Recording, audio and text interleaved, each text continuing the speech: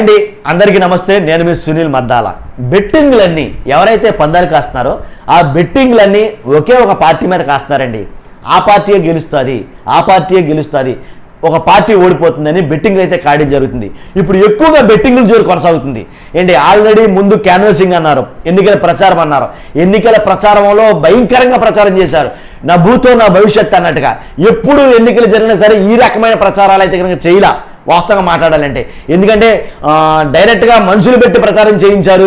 అలాగే మామూలుగా ఏంటంటే సభలని, రోడ్డు షోలని, బహిరంగ సభలని మనుషులు ఇంటింటికి తిప్పి, గడప గడపకి తిప్పి, తర్వాత అది కాదన్నట్టుగా IVRS కాల్స్ ద్వారా, అది కాదనక ఫోన్ కాల్స్, రోజుకి 7-8 కాళ్ళు ఫోన్ కాళ్ళు వచ్చి ఏంటి మీరు అభ్యర్థుల గురించి ప్రచారం చేయడానికి, అది కాదన్నట్టుగా ఇన్ని రకాల ప్రచారాలు చేశారండి.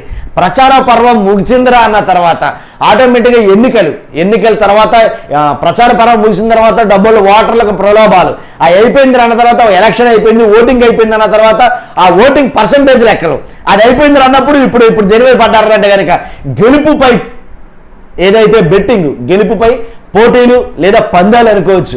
కాబట్టి ఈ పందెంలు ఏం జరుగుతున్నాయంటే ఒకే ఒక పార్టీ, ఆ పార్టీ మీద మాత్రం ఎక్కువ పందాలు కాస్తున్నారని బెట్టింగ్ రాయుళ్ళు మాట.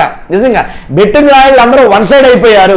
బెట్టింగ్లన్నీ కూడా ఆ పార్టీ గెలుస్తుందనే కాస్తున్నారు అనేది కనుక చాలా వార్తలు వస్తున్నాయి. ఇంతకీ ఏ పార్టీ మీద బెట్టింగ్లు కాస్తున్నారో, ఏ పార్టీ గెలుస్తుందని బెట్టింగ్లు కాస్తున్నారని అంటే కనుక, అంటే ఎక్కడ జరిగినా జరగకపోయినా కానీ పార్టీల మాట పక్కన పెడితే కనుక పిఠాపురంలో మాత్రం భారీగా బెట్టింగ్లు జరుగుతున్నాయి.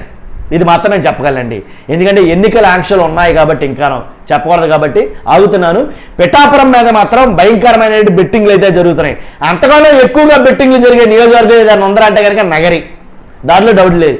నగరి ఏదైతే రోజా గారు కన్నీళ్లు కార్చి మా పార్టీలోనే నాకు శత్రువులు ఉన్నారు, టీడీపీ వాళ్ళ వల్ల నేను అసలు నాకు ఇబ్బంది లేదు, టీడీపీ వాళ్ళ వల్ల నేను అసలు ఓడిపోయిందో లేదు, ఓడిపోను కూడా టీడీపీ వాళ్ళ వల్ల, కానీ మా పార్టీలో గ్రూపుగా ఏర్పడి నన్ను కావాలని ఓడించడానికి ప్రయత్నించారు, వాళ్ళ వల్లే ఓడిపోతామంటూ వస్తే కనుక వాళ్ళ వల్లే అని ఎప్పుడైతే ఆవిడ డైరెక్ట్గా ఇండైరెక్ట్గానే ఇంటిచ్చిందో నేను ఓడిపోతున్నానని బెట్టింగ్లు మాత్రం బీభత్సంగా ఊపందుకున్నాయి నగరి నియోజకవర్గం మీద. కాబట్టి ఒకటి పిఠాపురం మీద భయంకరమైన బెట్టింగ్లు జరుగుతున్నాయి, అలాగే నగరి మీద భయంకరమైన బెట్టింగ్లు జరుగుతున్నాయి. కానీ ఏ పార్టీ గెలుస్తుంది అనే దాని మీద కూడా బెట్టింగ్లు అయితే జరుగుతున్నాయి. కానీ మనం చెప్పడానికి ఏ పార్టీ గెలుస్తుందో అని మనం చెప్పడానికి కొన్ని ఆంక్షలు అడ్డొచ్చాయి. కాబట్టి నాకు తెలిసి నేనేం చెప్తున్నాను అనేది మీకు అర్థమై ఉంటుంది ఏ పార్టీ గెలుస్తుందని. కాబట్టి ఒకటండి, అందరు కలిస్తే ఇప్పుడు ఒకళ్ళగా ఉంటే కొంచెం కష్టం, అంతమంది కలిస్తే ఆటోమేటిక్గా కొంచెం ధీమా అనేది ఉంటుంది. సో బెట్టింగ్ రాయలకు కూడా ధీమా ఉందేమో తెలియదు, కానీ ఆ బెట్టింగ్లు అయితే కనుక విపరీతంగా జరుగుతున్నాయి ఆ పార్టీ గెలుస్తుందని. కాబట్టి ఏ పార్టీ గెలుస్తుందని నేను మిమ్మల్ని అడగటం లేదు, కానీ వాస్తవంగా అయితే కనుక బెట్టింగ్లు అయితే కనుక మనం వాళ్ళు కాదు, కోట్ల రూపాయలు, లక్షల్లో కాదండి, కోట్లలో బెట్టింగ్లు అయితే జరుగుతున్నాయి. ఎప్పుడు చూడండి డబ్బు ఈ బెట్టింగుల్లో చేతులు మారుతుంది, దాంట్లో డౌటే లేదు. ఒక ఆంధ్రప్రదేశ్లో కాదు, చుట్టుపక్కల రాష్ట్రాల నుంచి వచ్చి బెట్టింగ్లు మరీ కాస్తున్నారంటే దాన్ని బట్టి మీరు లెక్కేసుకోండి ఏ స్థాయిలో బెట్టింగ్లు జరుగుతున్నాయి అనేది.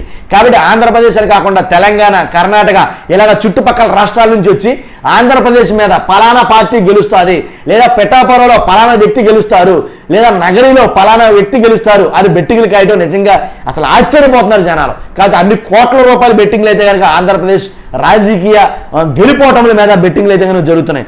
చూస్తున్నా మీరు అందరూ కూడా మర్చిపోవద్దు, మన ఛానల్ని సబ్స్క్రైబ్ చేయండి. కొత్త వాళ్ళు అయితే కనుక ఎలాంటి వీడియోస్ మీ ముందుకి ఎన్నో తీసుకొస్తాను.